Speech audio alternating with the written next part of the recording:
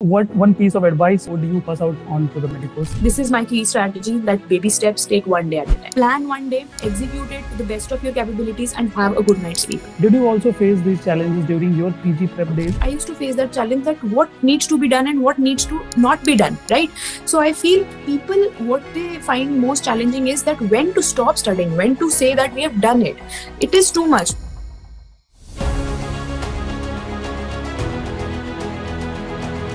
Welcome, and I am Dr. Sagar Pushp, and I am thrilled to introduce our guest, someone who has remarkable knack for acing competitive exams with top ranks. She is currently pursuing an MD in radiodiagnosis, but what truly sets her apart is her blend of hard work and smart strategy. It's not magic, but her approach that has brought her success.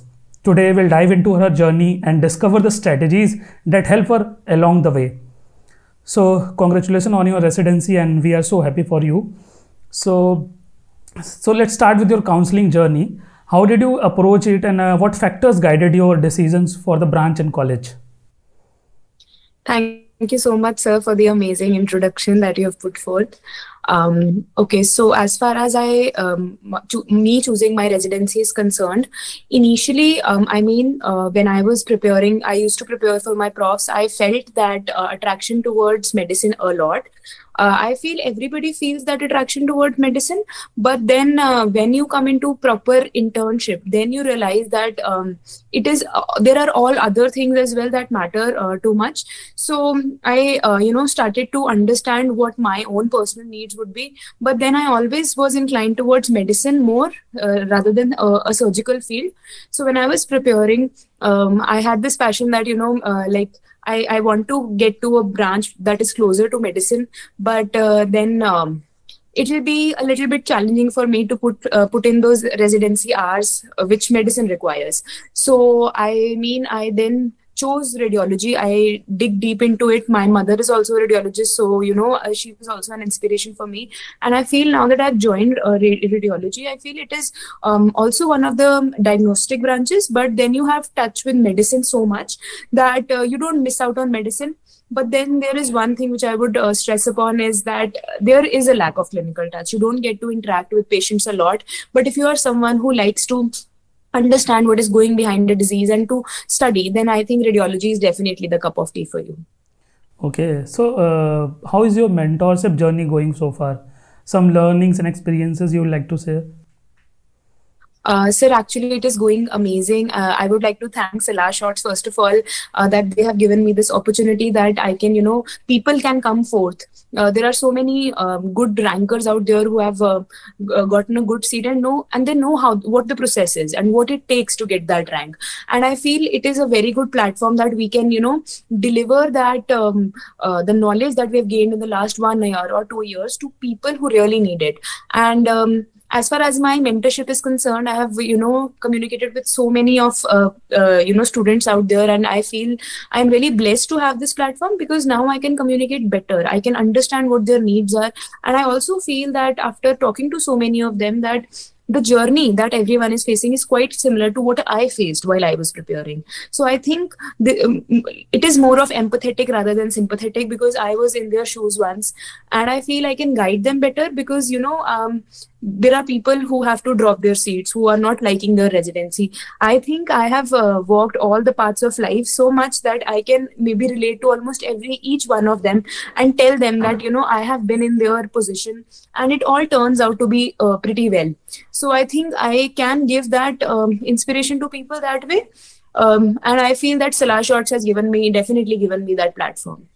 So nice of you. So let's go back to your PG preparation days. How was that journey? Did you also start preparing early in second or third year of your college? So, sir, actually, when I started, I had no intention of sitting for NEET PG. I was planning on go to the UK. That was my initial career path. So in my second year, I just dedicated that, okay, I'll study for my profs. I used to get the questions marked from my seniors, basic normal stuff which everyone does. But then whatever I used to read it in such a way that it used to stick. I used to read less, but then it used to stick. So that continued till final year when after my final year in my internship, I started with my PLAB journey as I had thought. But then because there were certain circumstances that led me to drop PLAB.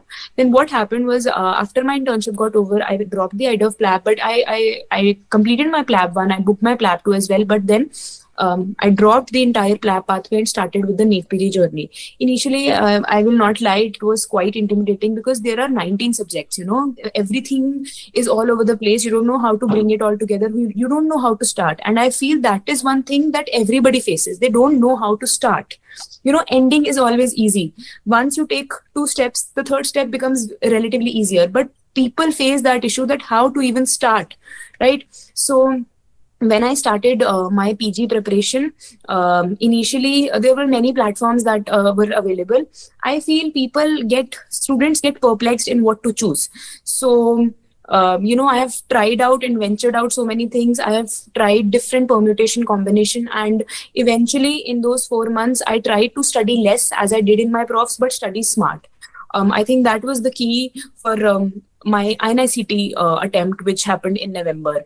So in those 4 months, I had crunch of time, but I knew what to study and how to study it. And I think that is one of the key factors that I, try to inculcate in all of the mentees that I get. So people dream of getting the AIIMS Delhi, and you left that seat. So I think it must be having tough decision. So how did that decision take shape? So, sir, actually, the thing is that when I started my NEET PG journey, I had this in my mind that if I have to do my residency, it will be a medicinal branch only. But see, I already gathered that in my internship that I won't be able to do general medicine. The residency was quite tough. That was one of my shortcomings. So I accepted it and I accordingly planned. So when I did not get radio diagnosis at 109, then there were 2 options for my second choice. It was either derma or ophthalmology, because I always thought that these are some relatively easier branches. I just chose them because of that. Ophtha is actually a very nice branch if you consider it that way. It has a blend of medicine and surgical, and it is not core surgery, I would say. It is a very micro surgery, which also requires so much expertise. So it always used to gather my attention. So I chose ophthalmology because I was getting derma in some peripheral aim. So I just chose ophthalmology because I was getting AIIMS Delhi. And who leaves AIIMS Delhi? Everybody gets attracted to AIIMS Delhi. No matter what branch you get. I've seen people take any branch because you get the tag of AIIMS Delhi. That is how enticing AIIMS Delhi is, right? So I took up the branch. Very early on, I understood that it would be a compromise, and these are very fancy things which are maybe looking very bright right now, but 5-10 years down the lane, I might regret this decision. So very early on, I decided to drop that seat and prepare again. NEET got postponed and postponed again.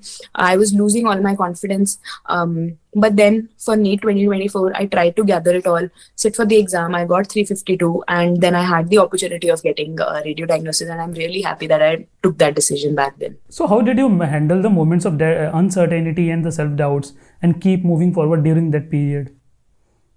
Okay. So, sir, the thing is that I can totally relate with people who say that there is a lot of uncertainty and it is really difficult even for them to even restart again. I can totally relate with that. I used to have that every single day after I dropped that seat, and there were so many postponements. You sometimes plan some things and then they fall apart, and it was happening recursively over the last year. So I think I can relate to so many people. But one key strategy that I would tell everyone to follow is that, just take baby steps. Take one day at a time. If you look at the bigger picture, if you plan right now that what will happen in the upcoming NEET, which is going to happen 4 months down the lane, it will be very, it is just going to bring in that anxiety in you. Just don't do that. It is difficult to isolate yourself from that feeling, but just try to plan your next day and try to live up to it. Try to live up to your own expectations. Try to do 80% of what you have thought. And once you are done with it, just be satisfied that you spent a good day and have a good night's sleep. Otherwise, it gets really difficult. If you look at the bigger picture, you don't even feel like starting.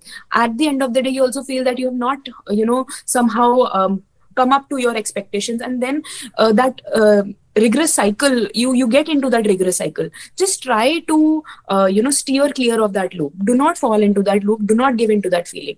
Plan one day, execute it, to the best of your capabilities and have a good night's sleep. Do it for the next 4 or 5 months, and I promise you that if you do it, if you give in your best shot like this, I really don't think that your result will be any short of amazing. So I feel that this is my key strategy, that baby steps, take one day at a time. Very well said. So everybody faces challenges like lack of support, reassurance, or proper guidance. Did you also face these challenges during your PG prep days? Yeah. So as you would see, sir, I mean, there are so many platforms that are serving the education, the content, the CADS part, but there is no platform to tell you that, this is it. Ki bus, this is the closing point. This is the closure. People, I think what they find most challenging is that when to stop studying, when to say that we have done it. It is too much. Medicine is so vast. If you look at it, human biology is too much. There is no end to it. You have to understand, I used to face that challenge, that what needs to be done and what needs to not be done, right? So I feel this is one thing which is lacking in the market as such, that I feel when seniors guide you, they have walked that path, so they know what to study, when to study, and when to give it a closure. So yeah, I lacked that guidance. As far as ACADS was concerned, I don't think there is any deficiencies in that. There are so many platforms, you can't even count it on your fingers. But yeah, this is the issue. Nowadays, seniors also don't, people are preparing, there are droppers who are preparing. So everybody gets protective, and that is understandable, who would share their strategy. But I mean, if, I feel that Salah Shots that way helps you a lot, because there are legit proper rankers who have walked that path and aced it, are able to help people who are walking that path now. So yeah, that was one shortcoming that is, I think, not available in the market, but this platform really does help in that way. So one very big thing I want to share with you, that your mentorship is clearing, helping your mentees and bridge those gaps, and that exactly why they love you so much. So what one piece of advice would be, would you pass out on to the medicos? Okay, so sir, when I've talked to so many mentees, and what they tell me is that, ma'am, humse ho jayega, is it possible? I would like to just tell you that I have been in those shoes when people have legit told me that it is not possible, that again and again you can't do it. I have seen people say it straight to my face, and I've seen mentees also face that issues. But I just want to be that assuring factor for you, that if you put in the right efforts in the right direction, it is actually very much doable. There is this saying that nothing is impossible, but I am telling you with this concrete evidence, because I've lived through it, that it is indeed possible. If you are planning to sit for this upcoming NEET or INICT, just believe in yourself that, you'll have to put in a lot. The time crunch is too much. You'll have to put in a lot, but it is possible. If you have that belief in yourself, things really do fall into place. Just plan out each day. Make a proper schedule. Be disciplined for the next 3-4 months. Make a proper schedule and try to live up to it. Try to live up to 80% of what you have planned, and just believe that whatever I'm doing is right. And have that belief, try to have a mentor in your life, be it any teacher, your parents, whoever you feel. Just try to have a good mentor in your life. Just consult with them, make a proper schedule, execute it, have the discipline to execute it for the next 4-5 months, and it is quite doable. Just have that faith in yourself. I have been in that situation, and everything does fall into place at the right time. Just believe in the process, I feel. So I have one question, like ऐसा बहुत है नहीं कि अपन जब किसी चीज़ के लिए prepare कर रहे थे, या ऐसा कुछ होता है जो हमें चाहिए रहता है कि हमें चाहिए ये चीज़, बट उससे पहले जो हम हार्डवर्क करते हैं उस चीज़ तक पहुंचने के लिए, जब हम उस चीज़ तक पहुंचते हैं, जब हमें वो चीज़ मिल जाती है, देन उस समय क्या फीलिंग रहती है? Right now what you are feeling as if we compare before achieving those success and doing your preparation days, तो what those things are changed? Okay, sir. So where I am right now, I have always only dreamt of it. There was a point in my life when I thought that it is not maybe, my fate. I just accepted it. I kept on going that, okay, I have planned, so let's just give it a try. But sometimes there was a voice in my head that used to tell me, this is not your fate. I just want to tell you, everyone out there, if there is that voice in your head as well, just keep on going. Action will bring improvement. Keep on going, and once you achieve it, I mean, now that I look back at it, I just can't imagine, I can't fathom the fact that I've actually reached this point. So there are people right now who are just imagining that maybe this is not my cup of tea. Maybe I can't get a top 5K rank. I can't get a top 2K rank. I am just telling you that it always is better than what you can even imagine. It always happens like that. You have to just trust the process. And I'm telling you, once you get it, 4 5 months down the line, it sometimes fizzles out. Sometimes I just forget, sometimes I just forget how hard I worked, and I take it for granted. But there are these tiny moments of respite in my day where I just realize, where I just look back at it, where I just get these memories on Snapchat, where I realize that, I used to study a lot and now I'm here at this position. So I'm just telling you with that faith that just keep on going. 4 5 months down the lane, it will be worth it. When you look back at it, you will be so proud of yourself for not giving up. So nice. And so in the last, I have just one question for you. If you had to suggest one mindset shift every aspirant should adopt for a easier and fulfilling journey, what it would be? Okay, sir. So basically, what I feel is that people, I feel right now, are so much concentrated on their ranks. When I talk to people, they just have questions like, if I do this, can I get a 5K rank? If I do this, can I get a 2K rank? I would say there is no magic potion or formula for that. Do not fixate on the ranks. Do not fixate on the branches. I mean, I have done that myself, but if you have that potential, don't fixate on that. Try to learn the process, try to study. I mean, that's just a normal human instinct. You look at the fruit and not the efforts. But if you somehow try to isolate that thing, ki what I'll get and whether I'll get this particular residency in this particular college, then you will be able to devote that portion of your mind, which is just getting distracted with all these other things. That portion of your mind will, if it goes into planning how your study should look like, it will definitely help you. So just try to isolate yourself from that fruit picture and put that effort in your preparation phase right now. There are things which are not in your control. I feel there is a part of destiny to play in it as well. So just try to leave it up to God, and keep that mind part, keep that portion of your mind dedicated in your preparation thing. It really does help, I feel. Okay, so thanks a lot for joining us, and all the best for your further journey. And I hope you will achieve so much of success. Then we'll meet again and have so much of talk. So again, thank you so much for joining us.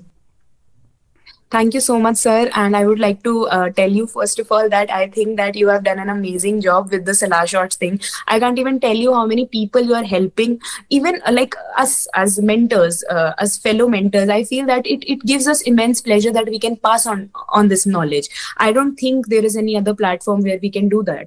So, I mean, thank you so much. That really helps every one of us. It's just all because of you all, because we just made this platform just for the medicos and by the medicos. So we all have seen these things, and we have suffered a lot. So we made this platform, and now we are helping so much people, and it gives us so much of happiness. So hope we'll continue all these things.